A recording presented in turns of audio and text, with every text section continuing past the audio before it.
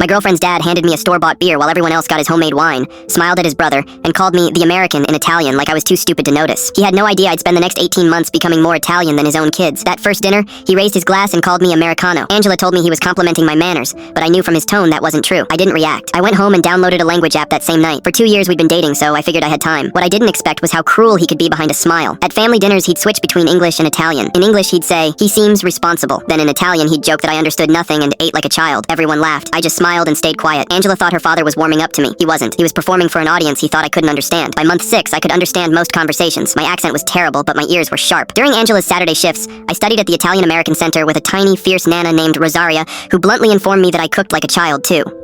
Month 8 almost ruined everything. Angela found my notebooks filled with vocabulary and phrases I'd secretly collected.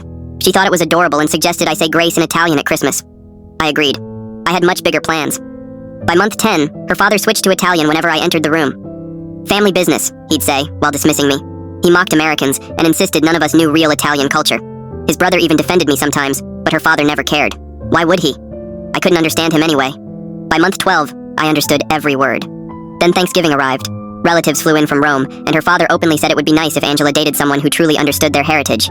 He even invited Paolo, a charming lawyer from Florence who spent the evening cooking and acting like he was auditioning to become the perfect son-in-law. Angela hated it. I didn't argue. I went home and practiced recipes Rosaria had given me, handwritten cards from the 1950s, passed down from the exact mountain village where his family came from. 3 weeks before Christmas, Rosaria revealed something incredible. She had grown up near that village and explained that many families had abandoned the old traditions, replacing them with shortcuts over the years. That's when I knew exactly what I was going to do. At the Feast of the Seven Fishes, her father proudly announced he would cook everything the traditional way because Americans didn't understand the significance. On Christmas Eve, I asked if I could contribute one dish. He smirked. Several relatives even pulled out their phones, expecting to watch me embarrass myself. Instead, I made sani e fagioli, a pasta dish from his own village that nobody in the family had cooked for generations, and I explained everything in Italian. I described how it had been served in the mountains before dried pasta existed. I named the beans from their valley, and prepared the dish exactly as their great-grandmothers had. The room fell silent. His grandmother stood up crying. She said her own mother used to talk about that dish, but had never written it down. His brother grabbed his shoulder and told him I knew more about their history than he did. Then I prepared scotadito the regional way, and explained how it differed from the Roman version everyone believed was authentic. People weren't just eating dinner, they were tasting memories. Meanwhile, her father stood frozen, still holding his jar of store-bought tomatoes like evidence against him. He barely spoke for the rest of the evening. That's when Angela revealed the truth. I'd been studying Italian for 18 months, ever since the night he handed me that beer. Later, he quietly asked how I had learned so much. I told him Rosaria had grown up with his grandmother. He went pale all over again. Years later, at our son's baptism, he stood before the family with a glass in his hand and admitted he had been wrong about me. He had spent 2 years trying to make me feel small in a language he thought I'd never understand. I simply let him keep talking long enough to hang himself with his own words.